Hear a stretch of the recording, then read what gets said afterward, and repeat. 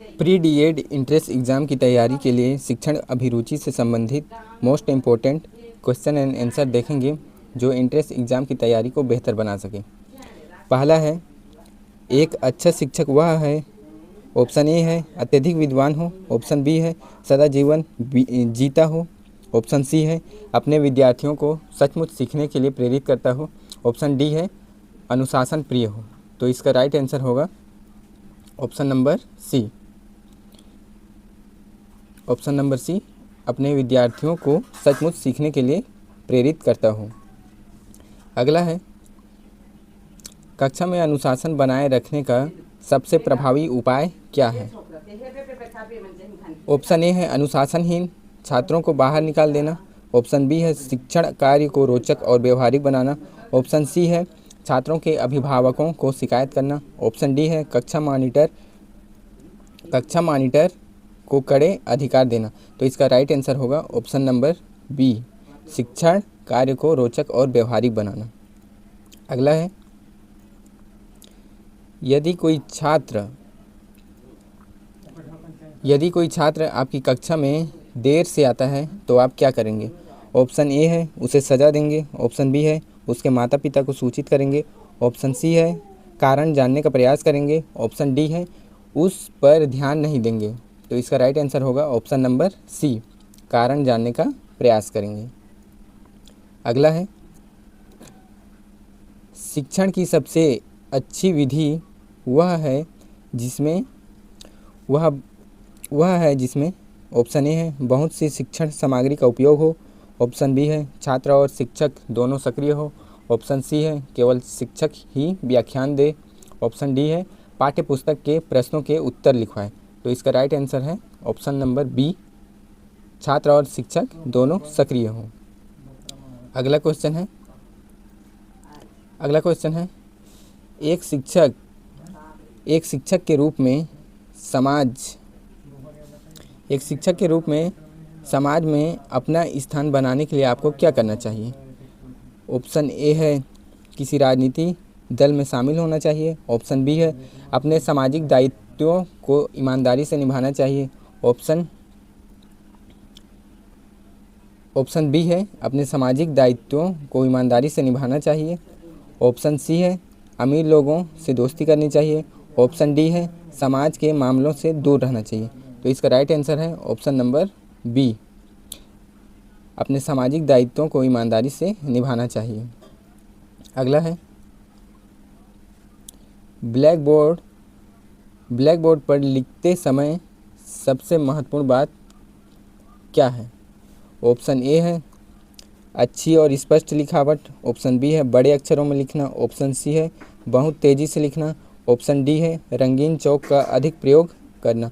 तो इसका right answer है ऑप्शन नंबर ए, अच्छी और स्पष्ट लिखावट।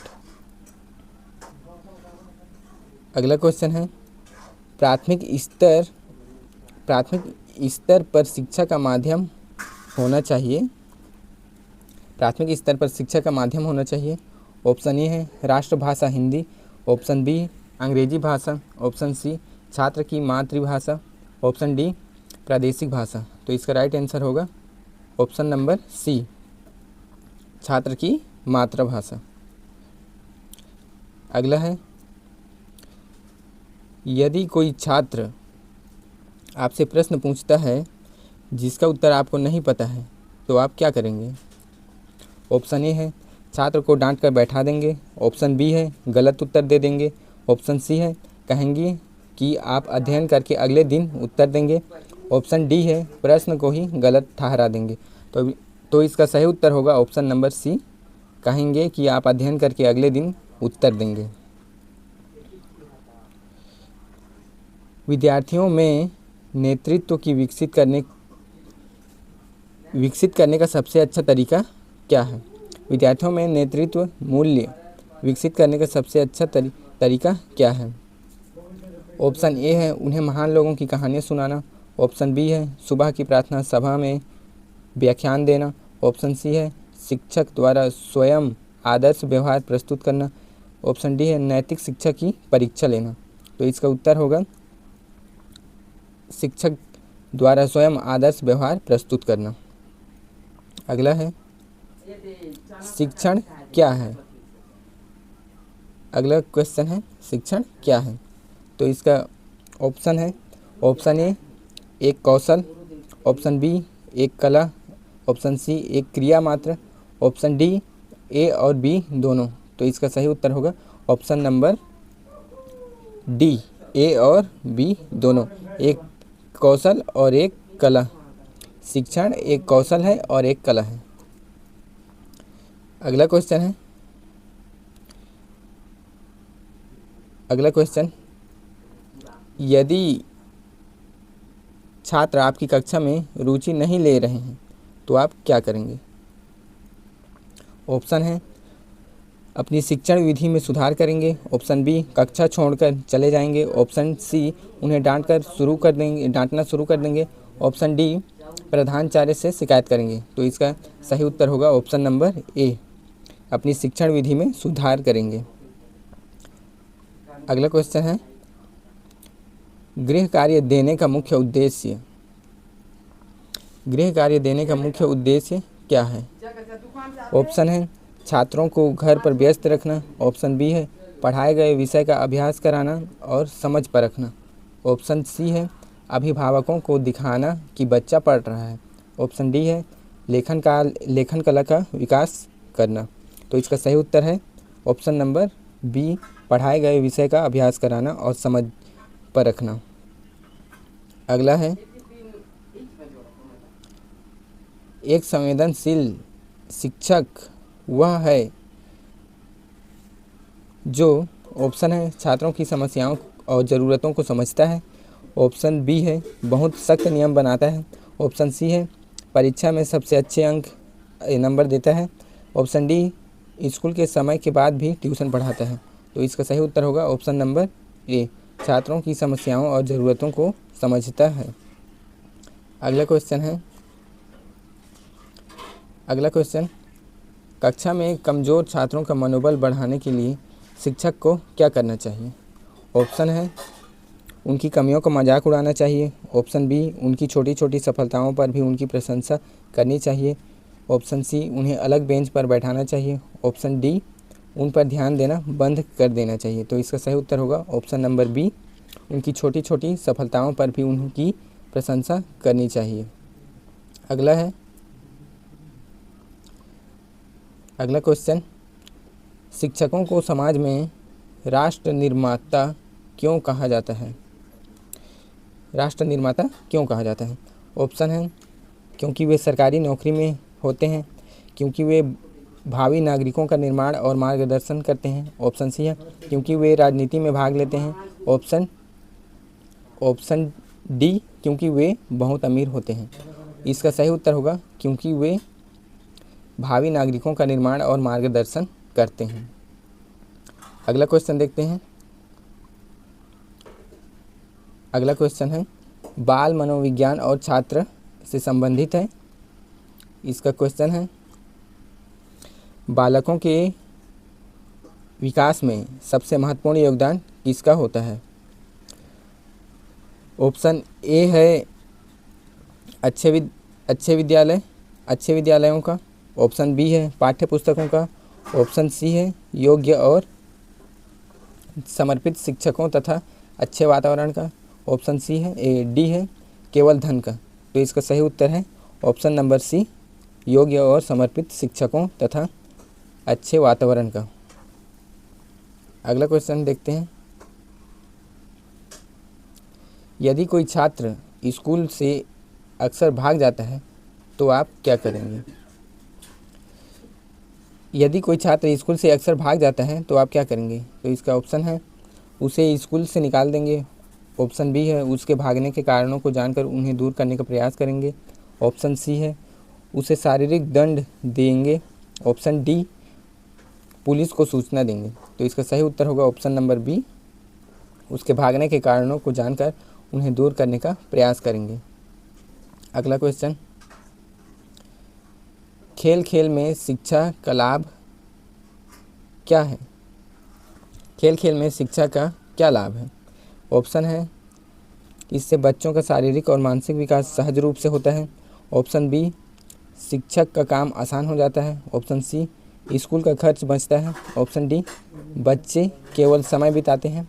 तो इसका सही उत्तर है ऑप्शन नंबर ए, इससे बच्चों का शारीरिक और मानसिक विकास सहज रूप से होता है। अगला क्वेश्चन देखते हैं। कक्षा में व्यक्तिगत भिन्नताओं को ध्यान में रखने के लिए शिक्षक को क्या करना चाहिए? कक्षा में व्यक्तिगत भिन्नताओं को ध्यान में रखने के लिए शिक्षक को क्या करना चाहिए? ऑप्शन ए है, सभी बच्चों के लिए एक ही कड़ा नियम बनाना चाहिए। ऑप्शन बी, विविध प्रकार की शिक्षण विधियों और गतिविधियों का उपयोग करना चाहिए। ऑप्शन सी, केवल तेज बच्चों पर ध्यान देना चाहिए। ऑप्शन डी, सिलेबस को जल्दी खत्म कर देना चाहिए। तो इसका सही उत्तर होगा ऑप्शन नंबर बी, विविध प्रकार की शिक्षण विधियों और गतिविधियों का उपयोग करना चाहिए। अगला क्वेश्चन देखते हैं। सृजनात्मक बालकों का मुख्य लक्षण क्या है? ऑप्शन ए है, वे रटने में माहिर होते हैं। ऑप्शन बी, उनमें मौलिक और नवीन सोचने की क्षमता होती है। ऑप्शन सी, वे बहुत शांत बैठे रहते हैं। ऑप्शन डी, वे परीक्षा से डरते हैं। तो इसका सही उत्तर होगा ऑप्शन नंबर बी, उनमें मौलिक और नवीन सोचने की क्षमता होती है। अगला क्वेश्चन है, एक बच्चा कक्षा में बहुत शर्माता है और बात नहीं करता, तो आप क्या करेंगे? ऑप्शन है, उसे सबके सामने खड़े होकर बोलने को मजबूर करेंगे। ऑप्शन बी, उसे ऐसी गतिविधियों में शामिल करेंगे जहां वह सहज महसूस करे। ऑप्शन सी, उसे डांटेंगे। ऑप्शन डी, उसे नज़रअंदाज कर देंगे। तो इसका सही उत्तर होगा ऑप्शन नंबर बी, उसे ऐसी गतिविधियों में शामिल करेंगे जहां वह सहज महसूस करे। अगला क्वेश्चन है, बुद्धि लब्धि IQ का सूत्र किसने दिया था? ऑप्शन है Skinner. Option B, Burt. Option C, Stern और टर्मन। Option D, Thorndike. तो इसका सही उत्तर होगा ऑप्शन नंबर सी, स्टर्न और टर्मन ने। अगला क्वेश्चन है, सीखने का प्रयास एवं त्रुटि सिद्धांत किसने दिया? सीखने का प्रयास एवं त्रुटि सिद्धांत किसने दिया? ऑप्शन है Pavlov. Option b, Thorndike. Option c, Kohler. Option d, पियाजे। तो इसका राइट आंसर है ऑप्शन नंबर बी, थार्नडाइक। अगला क्वेश्चन देखते हैं। जीन पियाजे के अनुसार बच्चे किस अवस्था में तार्किक चिंतन शुरू करते हैं? जीन पियाजे के अनुसार बच्चे किस अवस्था में तार्किक चिंतन शुरू करते हैं? ऑप्शन है संवेदीगामक अवस्था। ऑप्शन बी, पूर्व संक्रियात्मक अवस्था। ऑप्शन सी, मूर्त संक्रियात्मक अवस्था। ऑप्शन डी, औपचारिक संक्रियात्मक अवस्था। तो इसका सही उत्तर होगा ऑप्शन नंबर सी, मूर्त संक्रियात्मक अवस्था। अगला क्वेश्चन है, सीखने की प्रक्रिया में सबसे मुख्य तत्व क्या है? सीखने की प्रक्रिया में सबसे मुख्य तत्व क्या है? ऑप्शन है रटना। ऑप्शन बी, परीक्षा देना। ऑप्शन सी, व्यवहार में स्थायी परिवर्तन आना। ऑप्शन डी, केवल किताबें पढ़ना। तो इसका सही उत्तर होगा ऑप्शन नंबर सी, व्यवहार में स्थायी परिवर्तन लाना।